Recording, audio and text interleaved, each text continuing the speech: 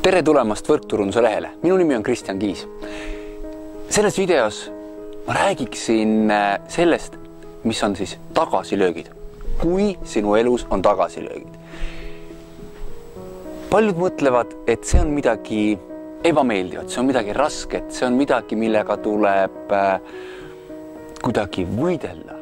Ei, see tagasilöögid on õppetund sinule, õppetund minule. Ja tagasilöögid kõikidel inimestel on elus tagasilööke, väljakutseid. Kuidas sa tahad seda nimetada? Küsimus on selles, kuidas on sinu tagasi tulemine sealt tagasi löögist. Mida sa õppisid?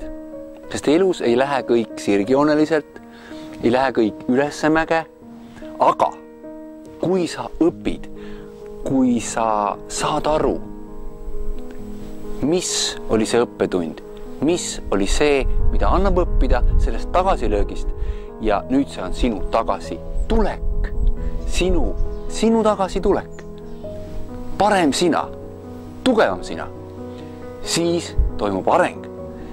Ja enamasti, mida tugevam on tagasilöök, seda võimsam on tagasitulek, kui sa sellest õpid. Ma loodan, et sa said siit videost väärtust.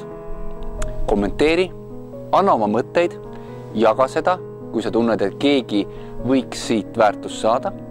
Ja minu soov sulle on, et ka sina sooviksid saada professionaalseks võrkturundajaks, sest et meil on parem tulevik.